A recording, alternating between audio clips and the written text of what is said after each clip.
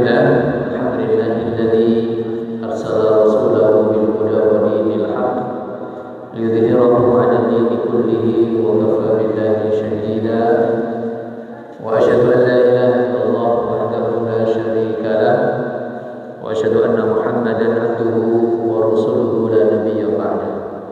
Allahumma shalli wa sallim wa barik ala abdika wa nabiyyika Muhammadin sallallahu alaihi wasallam wa ala alihi wa ashabihi wa man tabi'ahum bi ihsanin ila yaumiddin, amma ba'd.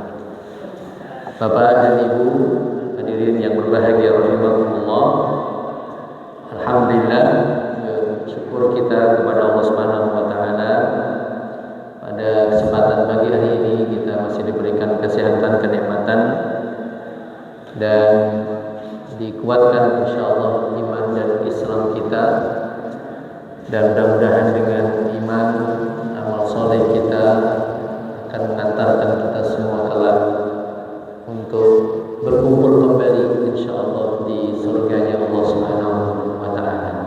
Amin ya rabbal alamin. Hadirin yang berbahagia, insyaallah di kesempatan pagi hari ini kita akan masuk di hadis yang pertama dari Kitabul Jami', dari Kitab Bulughul Maram. Hadis berkaitan dengan hak sesama muslim.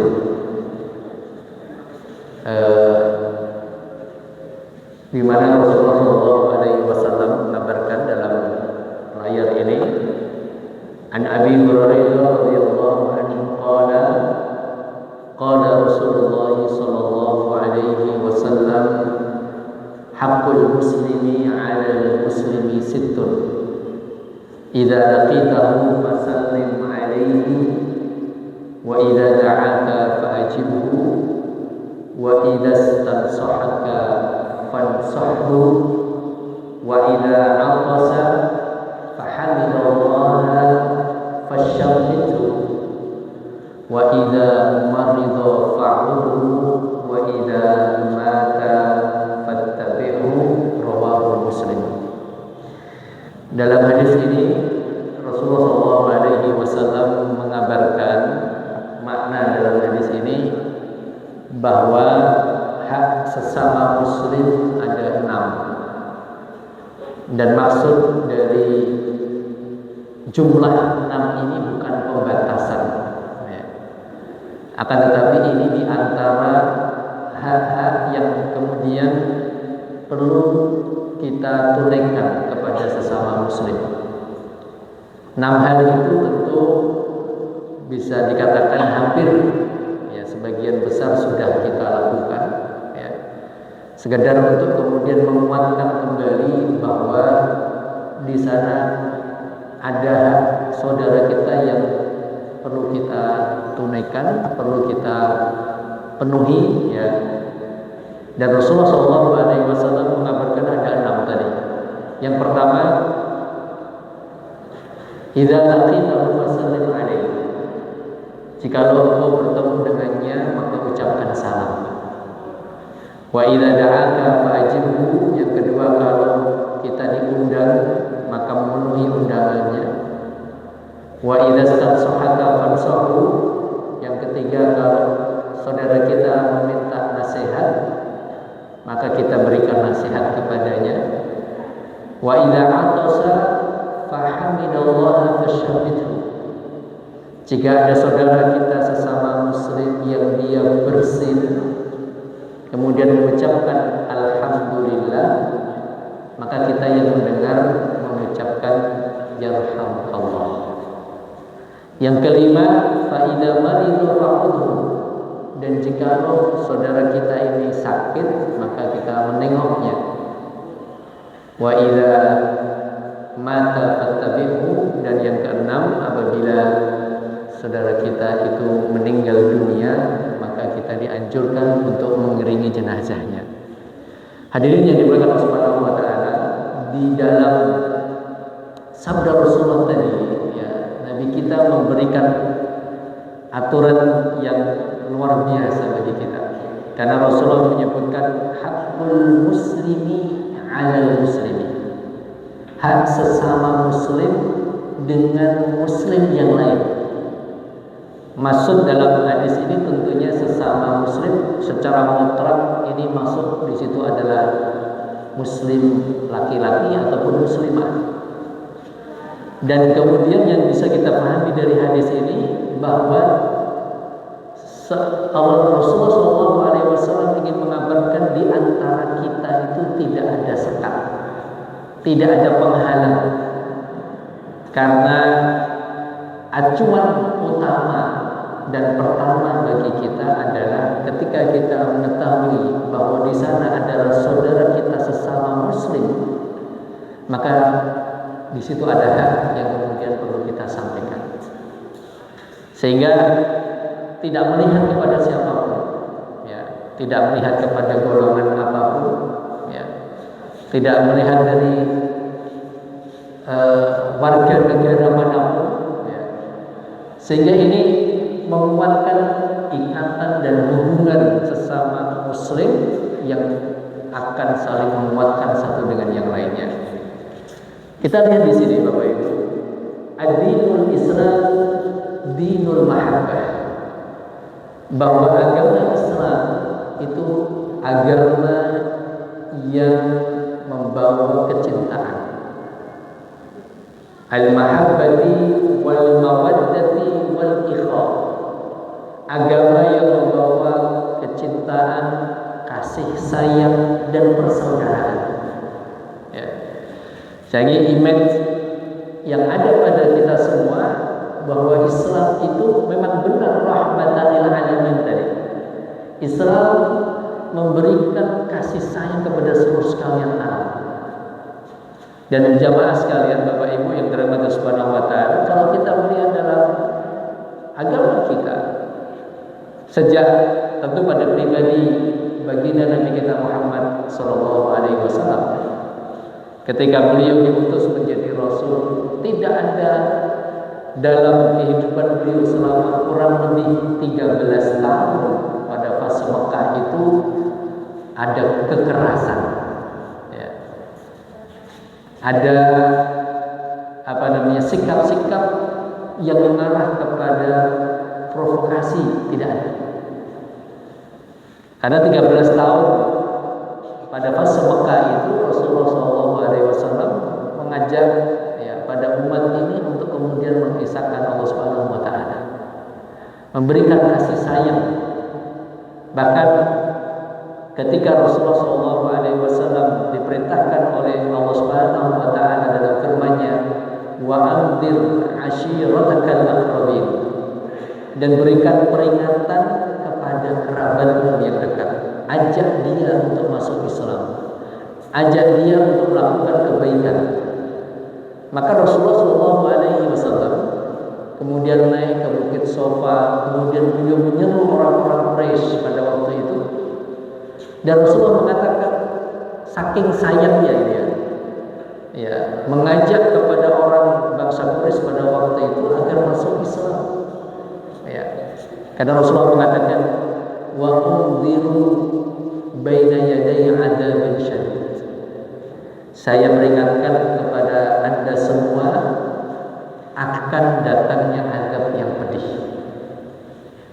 Peringatan ini maksudnya adalah bahwa Rasulullah SAW mengajak orang-orang Arab untuk masuk Islam. Karena ketika nanti masuk Islam, maka insya Allah akan selamat dari siksa neraka. Ini kan berarti secara tersirat menunjukkan bahwa Rasulullah SAW memberikan kasih sayang. Rasulullah ingin agar semua umatnya itu masuk surga.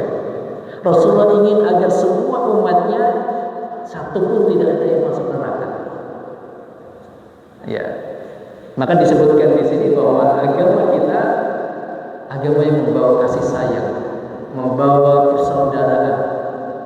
Dan kalau kita lihat kembali dalam sirah nabawiyah itu pada fase Madinah, Bapak Ibu yang kalau hormati, ketika dua kabilah besar Aus dan Khazraj itu sudah bersaudara, dan persaudaraan yang didasarkan atas dasar keimanan yang sebelumnya mereka itu bertikai kurang lebih 350-an tahun lebih.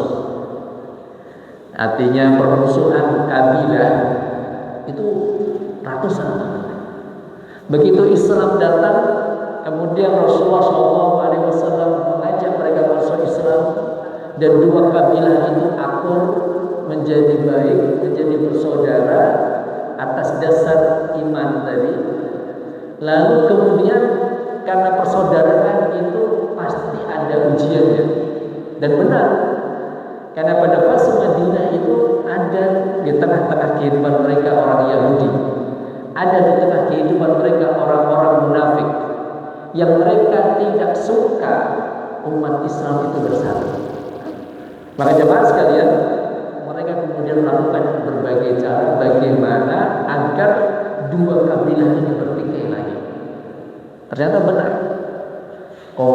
Provokasi yang dilakukan oleh orang-orang Yahudi yang bekerja sama dengan orang munafik itu hampir berhasil. Hampir berhasil memecah belah kembali dua kabilah yang sudah bersatu tadi.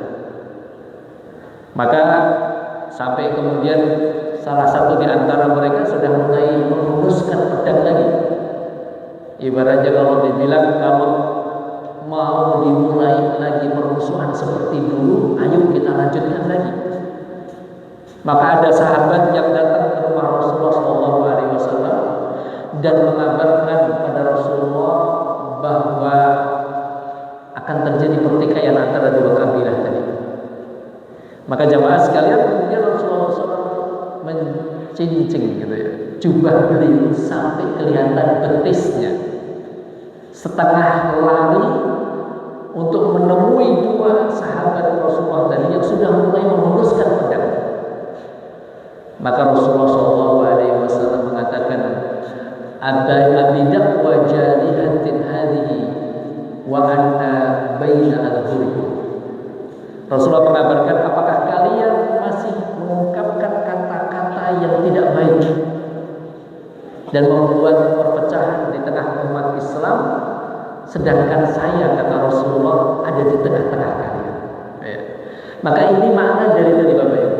Rasulullah ingin ada kecintaan, ada mahabbah, ada kasih sayang di antara kaum muslimin, dan Rasul tidak menginginkan ada permusuhan, pertikaian dan segala macamnya. Maka ad-dinul Islam dinul mahabbati wal mawaddati wal ikhlas, yahuthu 'alaiha wa yarghabu fiha. Islam menganjurkan itu, mengajak itu. Lidza fa innahu syuri'al asbab allati tahaqqaqat hadhihi al-ghayat asy-syarifah. Oleh karena dalam agama kita ini disyariatkan amalan-amalan, perbuatan-perbuatan yang mengarah kepada tadi persaudaraan. Di depan masih kosong nih Pak Fajar.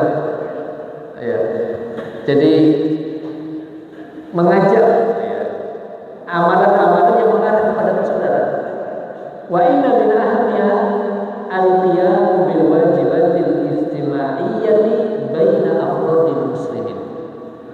Di antara amalan yang bisa menguatkan ikatan persaudaraan, ikatan kasih sayang, dan yang paling penting di sini adalah menegakkan kewajiban dalam kehidupan bermasyarakat di antara pribadi-pribadi umat Islam.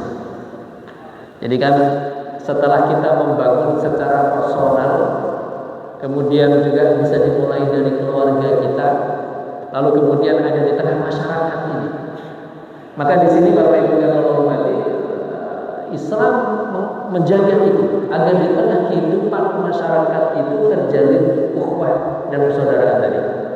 Di antara amalan yang bisa mendukung itu min ifsya'is salam, mengucapkan salam, wa ijabati da'wati, memenuhi undangan, wa nusri fil masyurati, memberikan nasihat kepada orang yang meminta nasihat, wa tasmitul atis, wa tasmitil atis, dan mengucapkan yarhamukallah kepada orang yang bersin ketika dia mengucapkan alhamdulillah, wa iyadatil marid, menengok orang sakit, wa tasyi'il janazati, dan mengantarkan jenazah. Hadzal hadits lahu ma'na aqada hadhihi al-umur.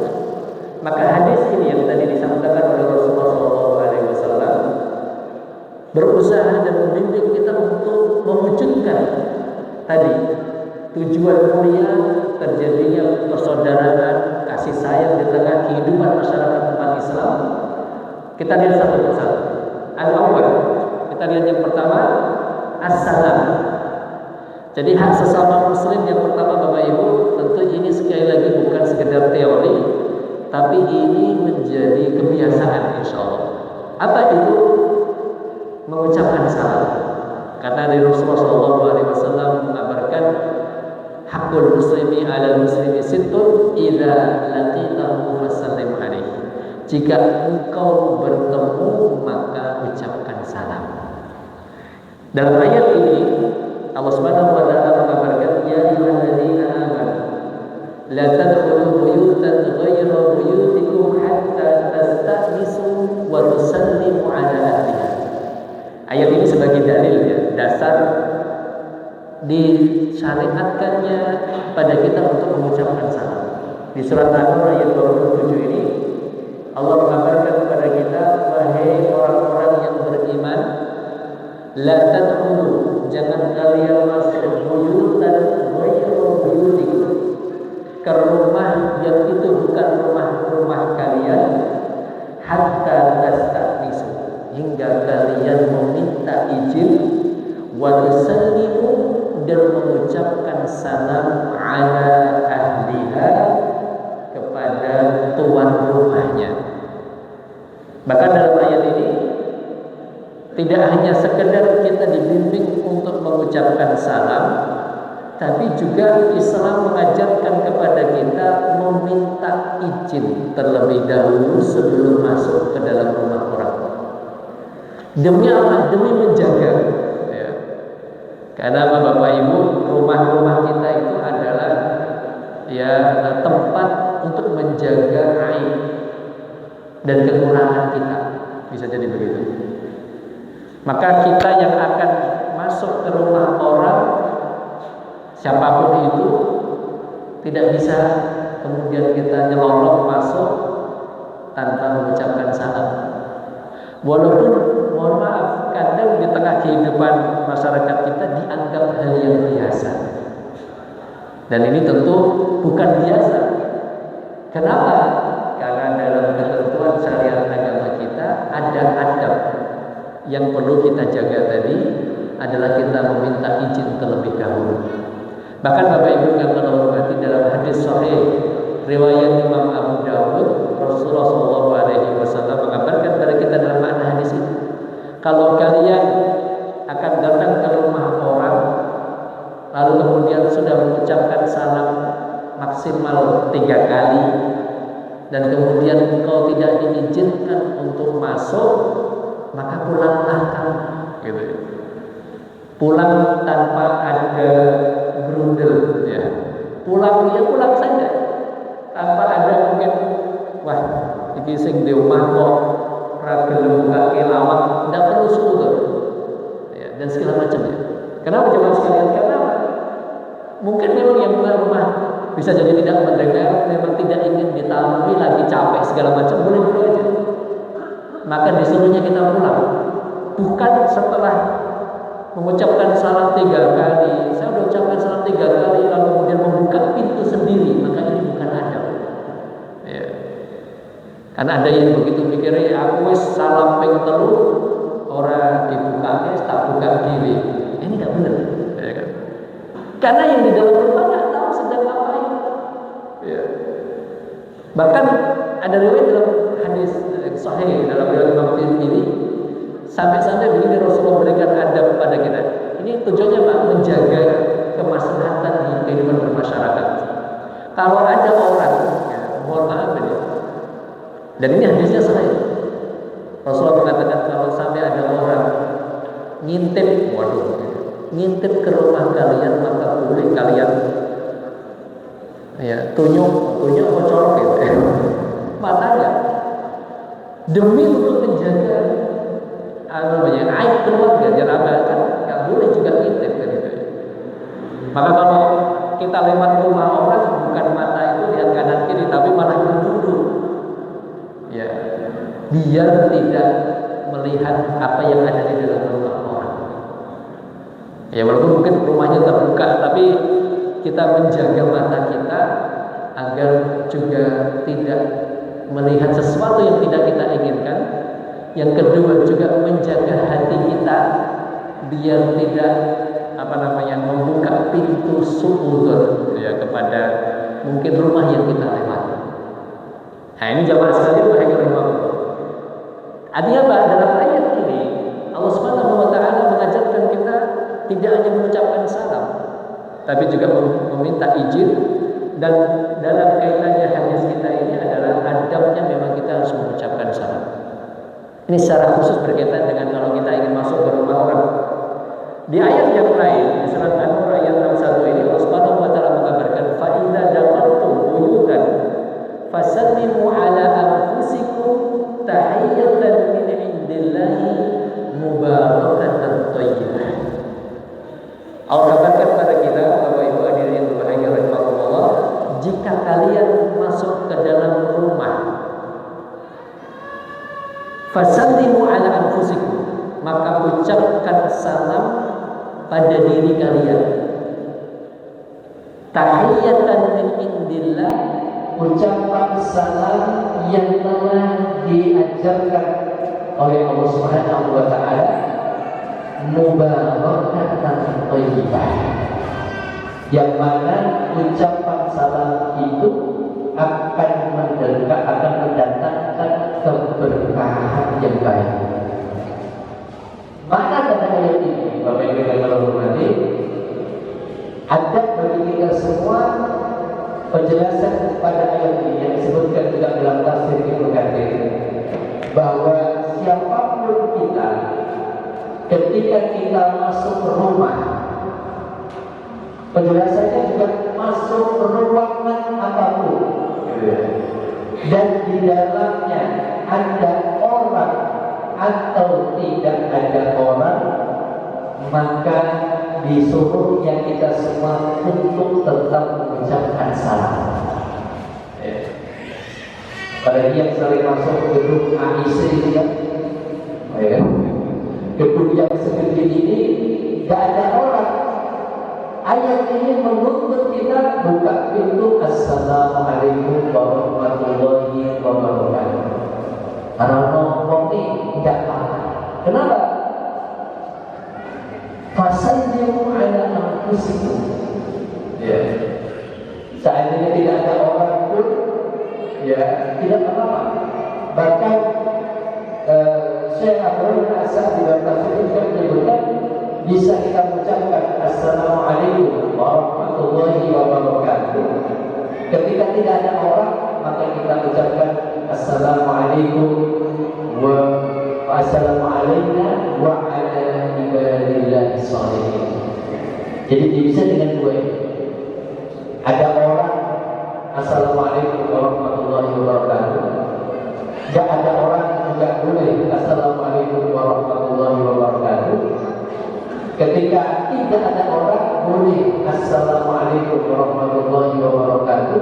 Boleh juga assalamualaikum wa ala ibadillahi sholihin. Kira-kira Bapak Ibu, kalau kita masuk ke rumah kita atau ke ruangan apapun, kalau tidak ada orang, kira-kira ada makhluk lain tidak?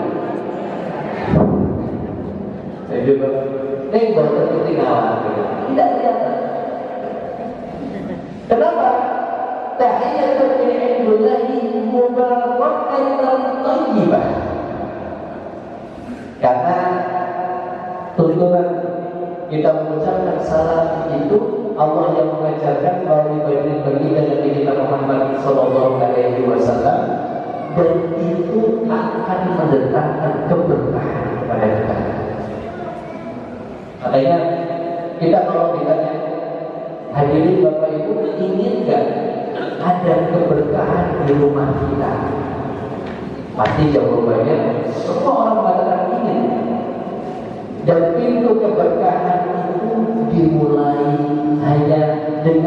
sesuatu yang sangat sederhana. Ucapkanlah salam ketika kita masuk ke dalam rumah kita sendiri. Kalau orang juga sama, kita ucapkan salam. Kadang kita ke rumah orang, assalamualaikum, assalamualaikum, waalaikumsalam, masuk. Ke rumah sendiri, ada istri tercinta, ada anak-anak yang kita sayangi, ada suami yang kita hormati, malah berjus, ya kan? Padahal ini kita mendapatkan keberkahan di rumah kita. Ya kan? Apalagi ditambah assalamualaikum wahidi dan tersayang, tambah macam gitu. Kita ajarkan kepada anak kita juga, ya, pada istri kita, kepada anak-anak kita. Yuk kalau masuk rumah ucapkan salam. Ya. Sesuatu hal yang sangat gampang, Bapak Ibu. Tapi apa manfaatnya? Mubarakatan thayyibah, di mana Allah Subhanahu wa taala memberikan keberkahan di rumah kita. Dari mana keberkahan itu? Dari lafaz salam itu sendiri. Maka Imam Ibnu Katsir menyebutkan, dan itu tentu berdasarkan pada hadis yang sahih, bahwa lafaz salam yang sudah kita ketahui itu cuma 3 bentuknya. Assalamualaikum warahmatullahi wabarakatuh, assalamualaikum warahmatullah, assalamualaikum. Ya, tidak assalam, tidak ada. Dengan salam tidak ada. Semakin lengkap, maka semakin baik. Semakin lengkap, semakin afdal. Dalam era digital sekarang ini, Bapak Ibu, ini kan kadang kita juga WA. Makanya saya katakan kalau sempat, saya kan ini kan sudah tipu. Di WA kita ini kalau Bapak Ibu tulis assalamualaikum warahmatullahi wabarakatuh, besok kirim itu gampang. Kalau Bapak Ibu tulisnya ASS, itu artinya apa? Dalam bahasa Inggris, sesuatu yang jorok dengan ASS itu. Wow. Dan ini tak singkat lah, BBB. Maka sampai ada seorang pejabat ketika dibukakan teks pidato gitu kan, bupati salah satu kota di Jawa Tengah ini dibuka assalamualaikum WRBB, dipocok seperti itu. Assalamualaikum WRBB, BPK Ibu SDR yang kami hormati. Bupati kok, ya kan? Maka Rasulullah SAW ketika ada sahabat mengucapkan salam kepada beliau, assalamualaikum warahmatullahi wabarakatuh, maka Rasulullah mengucapkan dan membalasnya juga lengkap, assalamualaikum warahmatullahi wabarakatuh. Kita lihat pada ayat ini di surat An-Nisa ayat 86, wa idza huyyitum bi tahiyyatin fahayyu bi ahsana minha aw rudduha. Jika engkau mengucapkan salam, ya, bi tahiyyatin dengan ucapan salam, fahayyu maka ucapkan salam bi ahsana minha dengan yang paling baik, aw rudduha atau ya sama, ketika kita kemudian membalas ucapan salam itu juga membalasnya dengan yang terbaik. Ya. Makna pada ayat ini Bapak Ibu yang hormati, kita yang akan mengucapkan salam dengan yang terbaik berarti lengkap. Assalamualaikum warahmatullahi wabarakatuh. 3 jam atau 2 jam ini Pak? Gak ada 1 detik, tapi kandungannya luar biasa. Keselamatan, kasih sayang dan keberkahan. Kalau jenengan mengatakan assalamualaikum, berarti baru mendoakan keselamatan saja. Kalau kita mengatakan assalamualaikum warahmatullah, baru 2. Bok jangan pelit, tambah 1 gitu loh. Assalamualaikum warahmatullahi wabarakatuh. Saya paling senang itu Bapak Ibu. Karena apa? Kita butuh itu. Ya. Siapa tahu dari sekian ucapan salam yang kita sampaikan, ada satu ucapan salam kita yang dikabulkan oleh Allah, yang kita tidak tahu, yang mungkin itu akan mengantarkan kita untuk kita ketemu dengan Rasulullah SAW di surga Allah Subhanahu Wa Taala. Purun apa banten? Purun banget deh. Wajah fi Sahih Muslim. An Abi Hurairah radhiyallahu anhu qala Rasulullah sallallahu alaihi wasallam la tadkhulul jannata hatta tu'minu wa la tu'minu hatta tahabu awala adullukum ala syai'in idza fa'altumuhu tahabbtum afshus salama bainakum. Rasulullah sallallahu alaihi wasallam paring kabar dumateng panjenengan sami, kalian tidak akan masuk surga sampai kalian menjadi orang yang beriman, dan iman kalian tidak akan sempurna sampai kalian saling mencintai. Maukah aku beritahu kepada kalian sesuatu amalan yang jika kalian lakukan kalian akan saling mencintai? Afsus salama bainakum, ucapkan salam di antara kalian. Kembali kepada apa yang kita sampaikan di atas Bapak Ibu tadi, bahwa kadang mungkin di antara kita ada sekat, ya. Maka sekat itu harus dibuang, jangan sampai dibawa mati. Dan cara untuk menghilangkan itu dan untuk menumbuhkan kecintaan kita, ucapkan salam Bapak Ibu yang hormat. Dan sekali lagi mohon maaf, bukan teori lagi, tapi ini menjadi kebiasaan kita. Assalamualaikum warahmatullahi wabarakatuh. Assalamualaikum juga boleh aja, ya. Siapapun yang sering kita temui, maka kita sampaikan itu untuk kemudian menguatkan kecintaan dan kasih sayang di antara kita. Bapak Ibu, kita itu ingin di tengah-tengah kehidupan kita itu kekeluargaan kita, persaudaraan kita itu kuat, ya.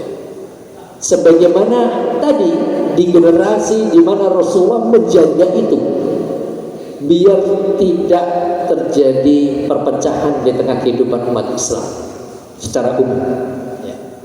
Tidak mudah di ombang-ambing dan segala macamnya kalau kita sudah kuat, ya.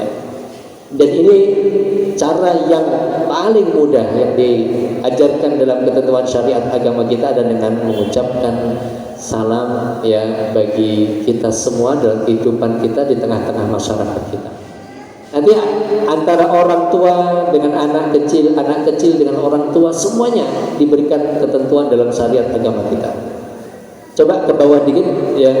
Kita lihat, lanjutkan di sini jamaah sekalian. Itu ke bawah, itu ke atas, ya. Oh, ya.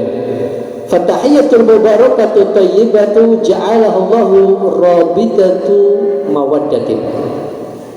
Ucapan salam yang di dalamnya ada keberkahan itu Allah jadikan sebagai ikatan kasih sayang, wa hubbun dan kecintaan, wa ikhain dan persaudaraan, bainal muslimi wal muslimi, antara sesama muslim, wa bainal qalbi wal qalbi, antara satu hati dengan hati yang lain. Lidha yuhsinu an tu'tiya bi al-Fatihah wa ma'anihal kamilah. Oleh karena itu akan lebih baik kita berikan ucapan salam itu sesuai dengan lafadznya, sesuai dengan makna yang terkandung di dalamnya yang sempurna itu, yaitu apa? Assalamualaikum warahmatullahi wabarakatuh, ya. Qala fil iqna wa ibtida'us salami sunnah. Memulai mengucapkan salam adalah sunnah, ada pahala di situ. Wa minal jama'ati sunnatu kifayatin. Secara personal hukumnya sunnah kalau kita memulai. Kalau kita orangnya banyak, maka hukumnya sunnah kifayah. Satu orang saja yang mewakili, maka yang lain mendapatkan pahala.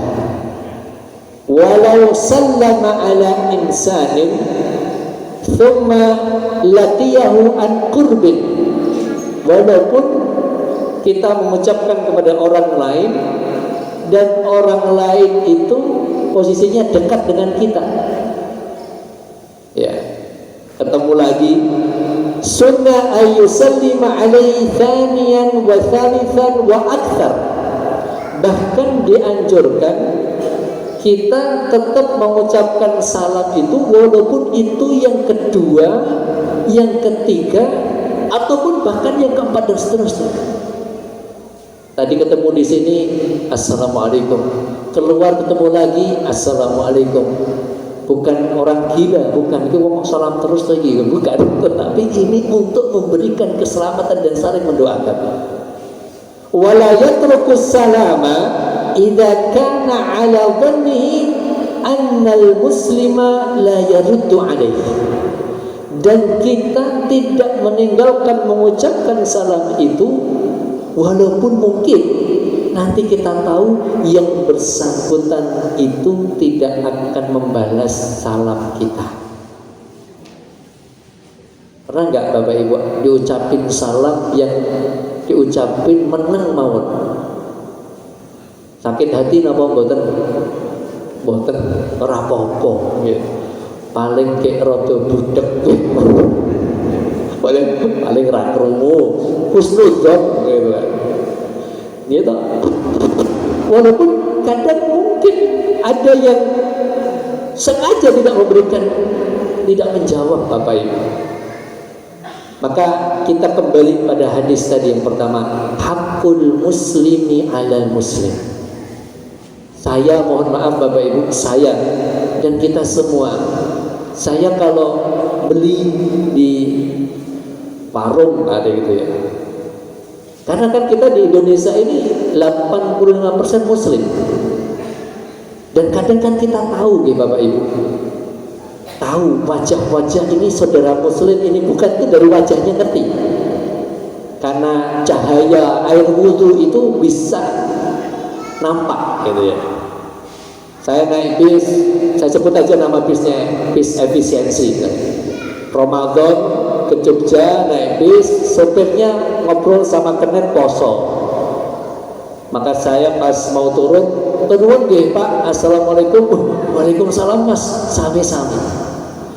Kaget dia, diucapin salamnya kaget. Kenapa? Sangat jarang orang itu mengucapkan salam. Saya kemarin habis dari Sukabumi mampir di rest area, makan sama orang. Di situ ada orang, dari aura wajahnya dia muslim. Pas ngobrol gitu, assalamualaikum Pak, waalaikumsalam. Teman saya bilang, sopoto. Mesti orang nanya gitu, kowe kenal apa? Orang. Lah kok salam muslim? Jadi makanya sampai Rasulullah SAW mengabarkan pada kita Bapak Ibu, dari 138 hadis kurang lebih, di antara hadis yang menyebutkan tentang tanda-tanda kiamat kecil, ya, itu salah satu di antaranya adalah orang mengucapkan salam hanya kepada yang dikenal saja. Ya. Jadi sekarang ini kalau kita hanya mengucapkan salam dengan orang yang sudah kita kenal, berarti Bapak Ibu ikut mendukung kiamat segera datang. Dan memang tadi kadang orang itu terheran-heran mengucapkan salam dengan orang yang tidak kenal, mesti ditakoni, kamu kenal kok orang? Aneh. Bahkan saya itu kalau ada ibu-ibu yang sudah kasepuan, ketemu dimanapun, assalamualaikum Bu, waalaikumsalam, sinten nggih Mas, kok lali, jen boten kenal kok Bu, ming kula salam mawon. Oh nggih, tur nuwun nggih Mas. mesti ditakoni sok kenal orang gitu ya. Maka ini Bapak Ibu yang kalau hormati, hal yang semacam ini ayo kita hilangkan. Kita mulai dari kita. Memang kadang ada rasa berat. Wong ora kenal kok ndadak salam. Loh, bukan kenal gak kenal karena dia saudara kita sesama muslim. Tentu kita ingin mendoakan keselamatan. Tentu kita ingin mendapatkan rahmat Allah. Tentu kita ingin diberkahi kita semua itu. Dan caranya sangat mudah dengan kita mengucapkan Assalamualaikum warahmatullahi wabarakatuh. Wa rabbus salami fardu ainin 'alal munfaridi wa fardu kifayatin 'alal jamaah. Membalas ucapan salam secara hukum itu fardu ain kalau kita sendirian, dan fardu kifayah kalau kita berjamaah. Atasipun kalau ada orang mengucapkan salam pada kita, maka kita wajib untuk menjawabnya. Kalau ada orang mengucapkan pada Bapak Ibu semua secara berjamaah, satu saja seandainya yang mengucapkan, maka itu sudah ya menggugurkan kewajiban yang lainnya. Jadi mengucapkan kepada orang lain hukumnya sunnah, yang jawab wajib. Jadi misalnya tadi ada orang mengucapkan salam, kok dia tidak membalas, mohon maaf, bisa dikatakan yang bersangkutan berdosa. Karena apa? Didoakan dengan keselamatan, keberkahan dan kasih sayang, kok ragilem. Ini Bapak Ibu yang hormati, yang bisa kita sampaikan masih ada 5 ya. Ini baru 1, masih ada 5 dari hak sesama muslim, dan mudah-mudahan bisa kita lanjutkan di pertemuan yang akan datang. Mohon maaf karena waktu yang terbatas, tidak bisa kita bahas semuanya. Dan yang terpenting bagi saya dan kita semua Bapak Ibu, mari kita sebarkan salam ini untuk menumbuhkan kecintaan kepada kita sesama muslim muslimah, untuk kemudian ya menghilangkan sekat hati di antara kita. Dan tentu tujuan utamanya adalah sebagaimana tadi kabar Rasulullah, ini menjadi sarana kita bersama untuk kita bersama-sama insyaallah meraih surganya Allah Subhanahu wa taala. Amin ya rabbal alamin. Lebih kurangnya saya mohon maaf. Wallahu taala alam. Wassalamualaikum warahmatullahi wabarakatuh.